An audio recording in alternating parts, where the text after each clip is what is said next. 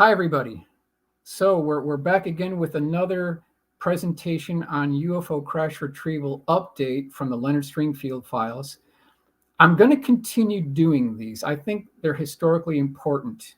We've heard a lot of this congressional hearing with different witnesses coming in, and it's timely. So I'm going to continue doing these and putting out quality material based on historical cases. And I always want to reference where I'm getting this information from. So to continue with the series here, the first case here for the update for tonight is Fort Hood, Texas, late 1960s.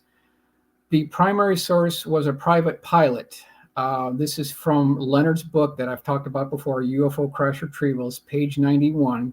You can get that on Amazon. It costs $100. It's well worth it. So I want to reference where I'm getting this from. Now, this has to do with late 1960s. So I'm thinking 1968 timeframe, and this absolutely has to do with Fort Hood. So let's go on to the next slide here.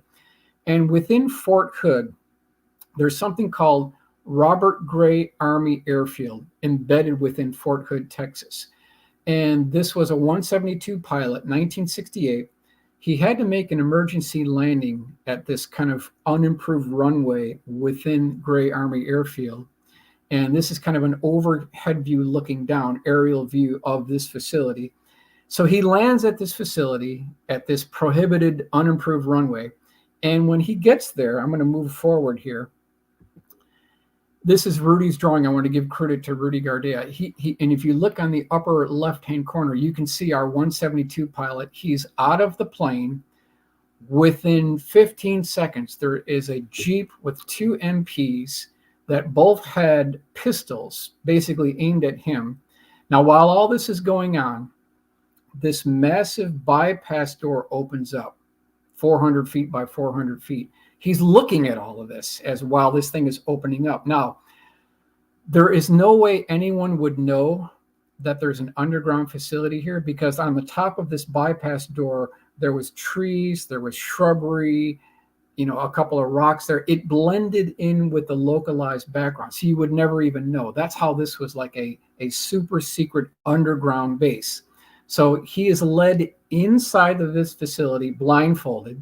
He goes into a conference room and he is interrogated about this whole incident. Later on, they blindfold him again, bring him back to his 172, and he takes off. So in a nutshell, that's the case. But what we want to do here in this illustration is we want to extrapolate the data from his testimony and from the witness testimony of people that have seen UFOs coming from this facility being escorted by military helicopters. Like, it comes up again and again. We've got all these sighting reports from reliable witnesses of our helicopters, our U.S. military helicopters, leaving this area, being escorting these dish-shaped craft. So what would be in an underground facility? This was actually an underground runway. So we've got the CH-47 helicopters.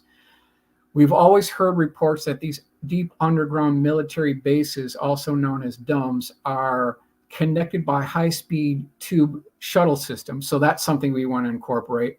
We would have some early computer bank systems. We would have dish-shaped craft. We would have perhaps the Temple, Oklahoma, March 23rd, 1966, Eddie Laxon case. Later on, years afterward, the Cash-Landrum incident may have originated from this as well. So that's why we've incorporated those particular craft in this illustration. So let's go on to the next one here. So the question is there a vast top secret underground facility located at Gray Army Airfield? And we'll move on here. Couple of notes. Now, this is from the book, page 100. Tommy Blom, who's a researcher, interviewed Colonel X. He's not named by name in the report, but it's on page 100 if you want to read this further. And I'm going to break these down here. It says the colonel stated that underground installations, as well as isolated areas of military reservations, have squadrons of unmarked helicopters which have sophisticated instrumentation on board that are dispatched to areas of UFO activity to monitor these craft or airlift them out of the area if one has malfunctioned. So right off the bat, We've got them talking about dispatching this mobile response team, flying these helicopters. Number two, it talks about craft that may have malfunctioned, and then these would be used to either recover these or shepherd these out of the area, like in the Cash-Landrum incident. Now, next one. Again, this is page 92 from the book. This is from the Colonel. The technology that is being applied in this underground complex would remind someone of a science fiction thriller. It is unbelievable what they know and can do from this area. So, what are we talking about? What does the government know about this facility that we don't know? They're talking about what they can do from this facility is unbelievable. I'd like to know what they can do. I'm sure you would like to know. So these are the helicopters in question. Certainly CH-47s, Bell Huey UH-1s, absolutely. These particular craft keep popping up within these UFO cases. And I want to do a world exclusive and give credit to Joel Payne for this illustration. He's the person who did this based on the eyewitness testimony. So if you look in the mid portion of the upper left, we've got the 172 pilot with the Jeep and the MPs. Now, other reports within this documented case indicate that there was a 4-engine military transport that was landing at an underground runway at this facility. It has to be a C-130, so we've got that in there. We've got the Cash-Landrum craft in here. We've got the Eddie Laxon craft. We've got 2 CH-47 Chinook helicopters.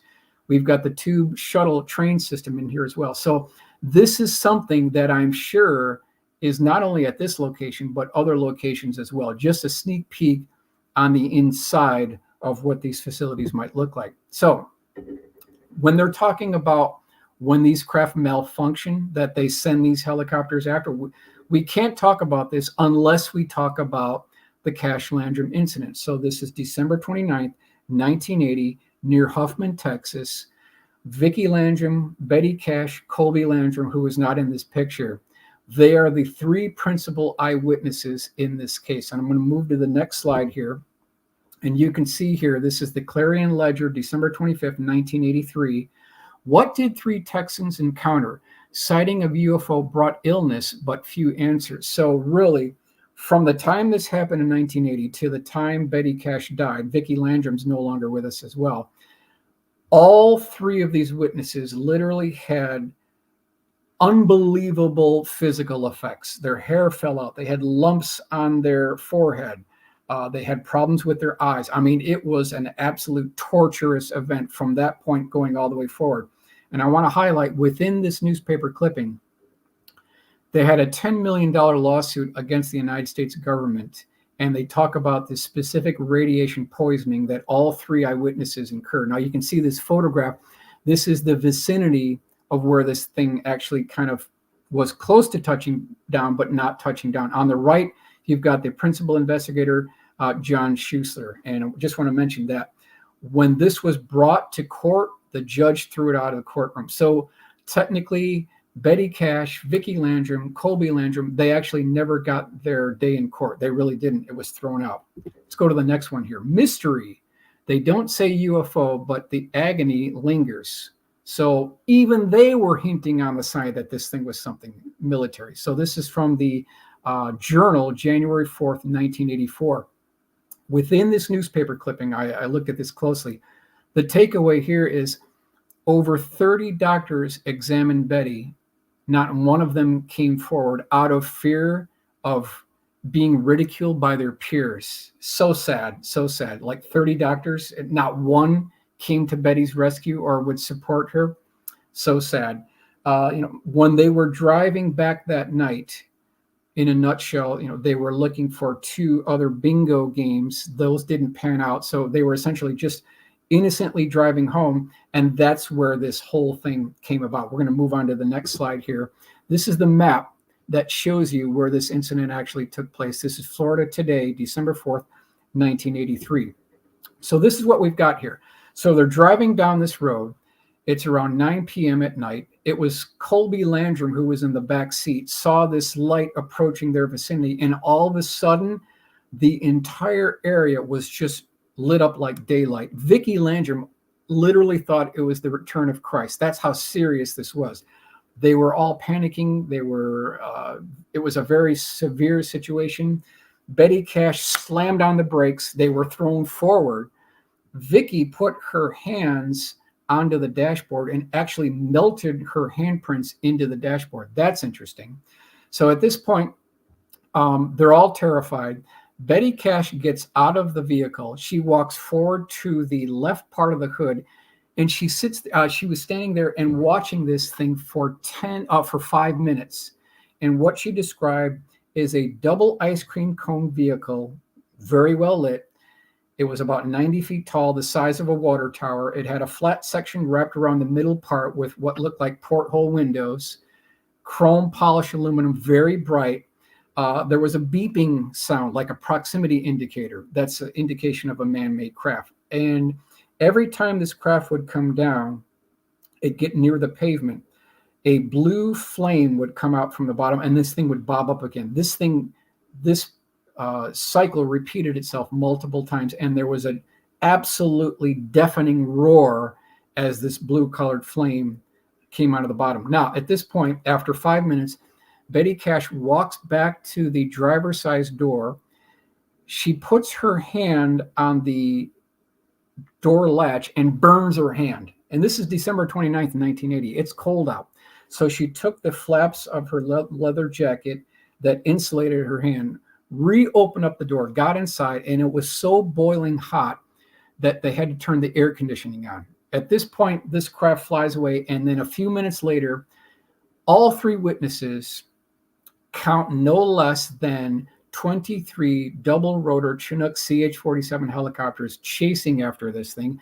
There was at least 2 Bell UH-1 helicopters, and there was, we believe to be, 1 Sikorsky Sky Crane helicopter as well. So we're talking about a lot of additional witnesses, crew members, pilots of the CH-47s. A lot more people were involved in this particular case. So I've got a couple of questions that I want to review here on this case. Number one, why did the U.S. Army Corps of Engineers dig up and repave the road where the craft hovered directly over the asphalt? Okay, that's something that happened. You know, not too long after this happened, Army Corps of Engineers comes in, they dig up the road, and according to John Schuessler, who's the principal investigator on the case, he said they dug it up a second time. These guys were desperate to cover up the burn mark that was left by the craft when it came down to the vicinity of the asphalt. They actually dug it up twice. Next one. Why did the U.S. Air Force try to buy Betty's car? If there's nothing to this case, why would the Air Force be interested?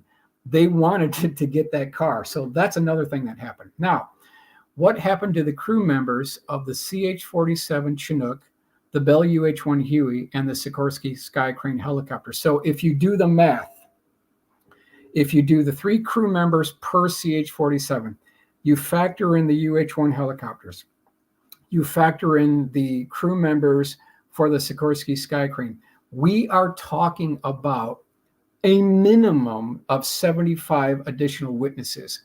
Were those pilot and crew members of the helicopters, were they shielded for radiation? I don't know. I mean, they'd all have to be wearing these lead outfits, and the outer panels of the helicopters all would have to be shielded for radiation. That would add a lot of weight to the helicopter. So I don't know if they were shielded, but if they weren't, they would have been affected and exposed to radiation as well. That's a whole different ballgame. Next one. Why was the lawsuit brought up by all 3 witnesses thrown out by the judge? Yeah, they didn't want to hear it for lack of evidence. They couldn't make a direct connection. Well, it's been so many years now. We know the military was involved. That was never the case, but they couldn't prove it in a court of law. But that doesn't mean it didn't happen. Next one.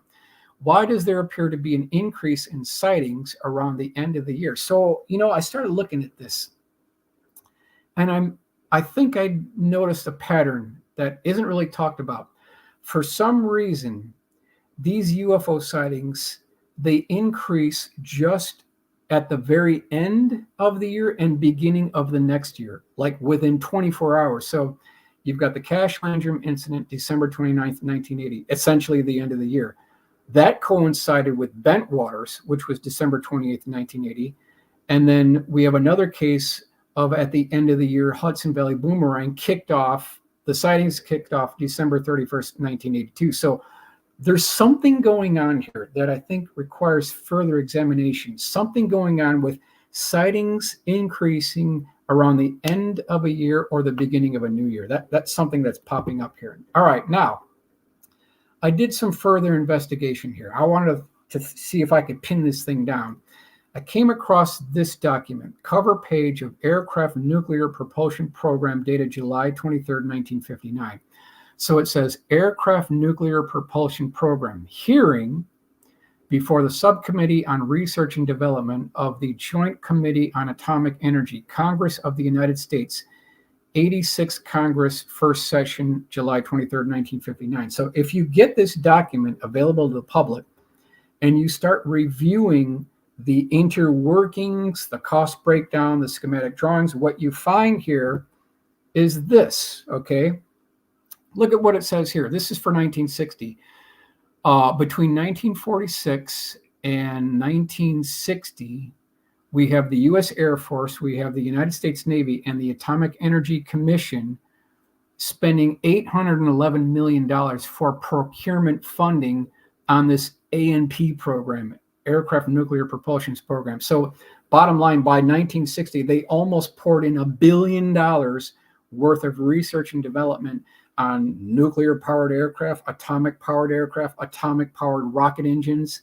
And here on this bottom drawing here, within this report, schematic drawing of atomic liquid-fueled rocket with subcritical reactor. So my question is, if they already had all this research and development going on between 1946 to 1960, was the Cash-Landrum incident a result, a pre-production early prototype of one of these atomic liquid-fueled rocket engines with a subcritical reactor that suffered a hull breach, spewing out all this fissionable material, which caused the radiation poison sicknesses of the three witnesses? That could be what we're dealing with here, because the paperwork bears that out. All right, now here's some more here. You can see aircraft and nuclear propulsion systems, and this document goes on and on. You can look at all the cutaway jet-powered nuclear reactor, nuclear rocket. It just goes on and on and on here. So we can make a case that the United States Navy, in conjunction with the Air Force and primarily the United States Navy, they were basically in bed with each other trying to develop these atomic-powered rocket engine spaceships, per this document here. Okay, next case. This is California City, summer 1991. Primary eyewitnesses Debbie Clayton, page 233 in the book. This is not far from Edwards Air Force Base. So in this case, this 10-foot wide dish-shaped craft that's about 5 feet tall, around the edges, it was rolled like a mushroom. It came down in a residential area not too far from where they were. So this is California City, which was not populated too much back then. So the people knew when this thing came down. So we had at least 4 eyewitnesses walk over to this thing. They saw where this came down. They were very close to it. One of them even had a still camera. Within 5 minutes, the military arrives at the scene, probably from Edwards Air Force Base. They had kind of tracked where this thing came down. They had a Jeep, they had a troop transport, they had a tractor trailer with a built-in integrated crane, and there was an Air Force personnel telling these people to get out of here immediately. The actual general threw this witness camera down and said, you need to get out of here immediately. So they walked about 1/8 of a mile away, but they were close enough to see this entire retrieval operation where they had a lanyard. This is by Rudy Gardea. They put this up onto the trailer and shipped it out, presumably to Edwards Air Force Base. So very good case within the Stringfield files. All right, next one. And I'm including this one because it's part of the Stringfield legacy cases. This is a very obscure, it kind of has a, it's kind of a nasty ending here, but I'm including it because it's part of the Stringfield case. So this is Cambodia, April 1972. The source is a high-ranking Army officer, and this is page 221 to 223. So this is during the Vietnam War in Cambodia. And what they describe, I've got the map here that shows you a general area of where this thing actually took place. So we've got a group of U.S. Army personnel. They're going through a highly densely populated, vegetated area. And they get to a certain portion here, and this is the drawing that is within this report. They run across this highly polished beach ball that's 50 feet in diameter. It's chrome metallic exterior, highly reflective. I mean, we're talking about mirror reflective here. It has 4 landing gear legs off the bottom of the craft. It has the same symbology as the April 24th Lonnie Zamora Socorro, New Mexico case. And so here's the drawing of what this thing looked like per the original eyewitness report. So I went to Rudy and I said, Rudy, give me a drawing based on the eyewitness testimony. We need to have the craft. We need to have the landing gear legs. We need to have the insignia. We need to have some personnel off to the right. And what he came up with is this drawing right here. Now, you can see here, U.S. Special Army Operations Group involved in a firefight with occupants of this unidentified craft. Now, there were multiple ET casualties. There was one single U.S. Army casualty. And just to break this down, we want to make the case that we may not necessarily be dealing with ETs here. We may be dealing with something called a PLF, a program life form, to promote a certain threat narrative. So we may not actually be dealing with ETs. We could be dealing with a man-made PLF to support a threat narrative that this thing gets deep, it gets dark. Now, what they were doing is, while all this firefight is going on, and there was one human casualty, these PLFs, these ETs, they were loading human body parts into plastic bins in a rush, going up this platform and then closing the door, and then this thing took off. So that's what the eyewitnesses are telling us. So we had to remain historically accurate per the case. So I want to go to the next slide, and now you can see this all in full color here. So we've got this 50-foot beach ball, chrome metallic exterior. We've got the firefight. We've got one human casualty. We've got multiple ET casualties, or better term, PLF categories, as they're trying to load this plastic bin with body parts into this. I mean, this thing gets morbid. This thing gets gruesome. I mean, it's really starting to get dark here, but that's what this witness is telling us. And again, I want to just complete this one case stating that we could be dealing with a human on human situation here, again, to present this quote unquote threat narrative. All right, next one. Something was absolutely going on during the Vietnam War. This is part of the Otto Bonner reports here. September 9th, 1968, Dong Ha, Vietnam. A helicopter crew of the U.S. knew it was no Viet Cong craft that made fantastic maneuvers through the sky for 20 minutes, but was a genuine UFO, from George D. Fawcett. Let's go to the full color rendering. This is by my good friend Tom Bogan. Want to give him credit for this one. So if you do additional research on Vietnam, you're going to come to the conclusion that there were multiple UFO incidents with helicopters, personnel. Something was going on during Vietnam. Absolutely. Witnesses are telling us. All right, next one. Norton Air Force Base, 1973. This had to do with an Air Force photographer. This is UFO Crash Retrievals, page 160, case 14. Now, in this one, this case, the primary eyewitness was in Hawaii. His security clearance was upgraded. So he flew from Hawaii to Norton Air Force Base, where he joined another Air Force photographer. Again, this is page 160 in the book. So they go in this Air Force car. They're driven 1 hour by car from Norton Air Force Base to an unknown area. All of a sudden, the car drops down into an underground facility, and they're shocked. They didn't know anything about this. So let's go to the next slide. They get into this underground facility. They're told to go into another room, disrobe. Now they're nude. They're told to put on these medical white smocks with kind of face covering. So now they're fully clothed now. They come out and they see a 30-foot diameter dish-shaped craft that's being suspended by a crane. Later on, they're involved in photographing an autopsy of at least 3 ET beings, and they're told to go inside this particular craft And they're told to photograph the interior of this thing, like all the buttons and switches and display panels. And I want to talk about what this gentleman said. Let's revisit that a little bit later, but let's go to the next slide. This is by Rudy Gardea. Let's go to the next slide. Credit goes to Joseph Wraith for this one. You can see this 30-foot diameter dish-shaped craft being suspended in this netting. So this is view number one. This is a little bit of a blow up here of this craft, but let's go inside this craft to the best of our ability. And I had Joseph Wraith take me inside. I want to take you all inside the craft now. And this may be what it looked like. Now, this is a direct quote. Keep in mind, this craft is 30 feet in diameter. This is a direct quote from this Air Force photographer. When he got inside, he said this, quote, "I could have thrown a football as hard as I could and still not hit the other side." So something was going on within the interior of this craft. There was a space-time continuum. There was a gravity warp. Something optically made it look 10 times bigger on the inside than it did on the outside.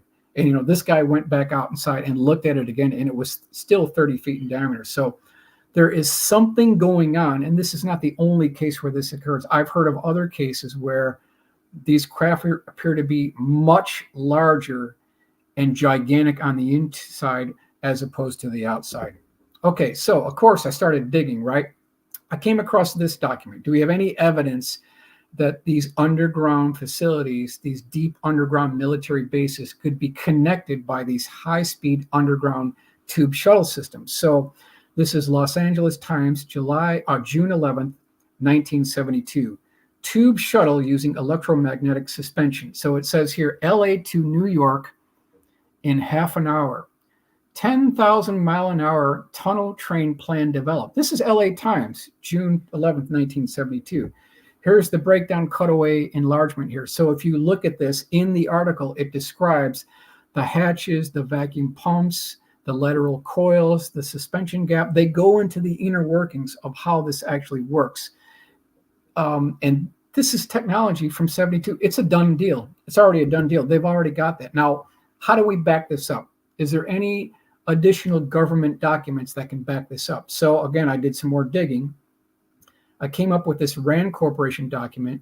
This is proceedings of the Second Protective Construction Symposium, Deep Underground Construction, March 24th, 25th, 26th, 1959 it goes back. So we're talking about a long time ago. So if you look at this document, and we'll read just this last paragraph here, this is what they say here.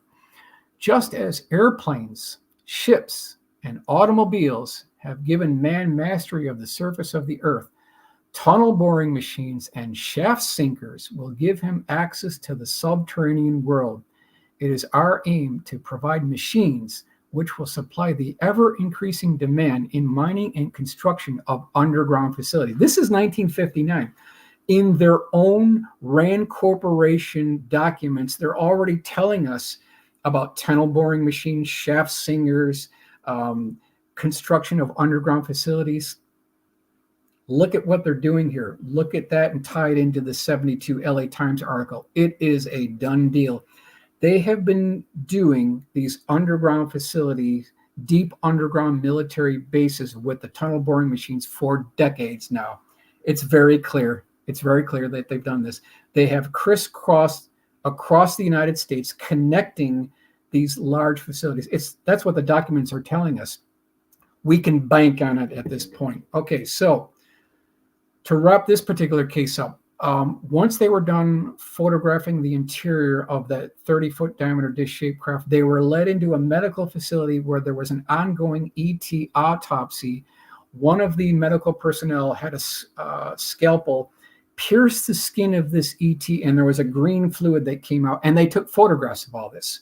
So we've got black and white, probably 8x10 glossy color as well, photographic evidence of not only craft, but ET bodies as well. So they actually do have the physical evidence. All we have to do is figure out a way to legally get access to these facilities, get the physical evidence, the bodies and the craft thrown into the scientific community as a united coalition. Let's continue on here. The Coyame incident Noe and my good friend Ruben, this is Coyame, Mexico, August 25th, 1974. This is their book that talks about this particular case. So I want to highlight their research. They get credit for vetting out the details here. Now I'm going to set this case up. This was an unknown object that was basically heading northbound toward Texas. It was tracked going 2,530 miles an hour at 75,000 feet heading northbound. Now, concurrently, there was a Cessna 172 that was heading southbound, and this dish-shaped craft dropped down from 75,000 feet altitude to the same altitude as the 172. And you can kind of see where this is going here. There was a midair collision, and both craft crashed down over Mexico, Coyame, Mexico. So a little bit hard to see, but on the left side of this map, you can see Coyame, Mexico.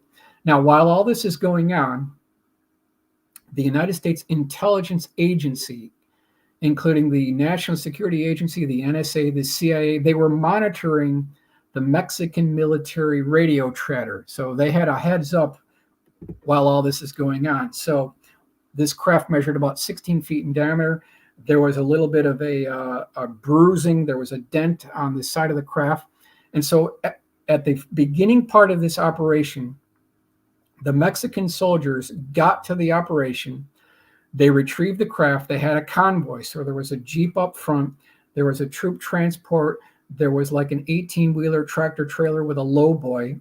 So they were able to get the craft onto the lowboy truck, and they're doing an evac from this retrieval operation. We're still talking about the Mexican soldiers here. Now, according to Noe and Ruben, something bizarre happened next within this case. As they're going down this road, all of a sudden, the convoy stops dead completely, like slamming on the brakes. And there was a U.S. military asset that flew over this. And what they saw were the military soldiers slumped over onto the steering wheel, dead. Some of these people were half in and half out of their vehicles, all dead. Other guys were sitting on the desert floor, completely dead. There was some type of biological agent associated with this craft that caused an immediate infection reaction within these Mexican soldiers. And the U.S. Military Intelligence Agency, they had a heads up on all this. So what they did is they flew in a biohazard group consisting of 3 UH-1 Bell helicopters and a Sea Stallion that was flown in as well. And just this is the breakdown here. So you've got 3 Bell UH-1 Hueys, 1 CH-53 Sea Stallion, and they picked up the craft and flew it to CDC headquarters, probably multiple refueling operations, but that's where it was flown, according to Ruben and Noe. And so I want to give credit to Joseph Wraith for doing an absolutely beautiful, folks, it's not going to get any better than this.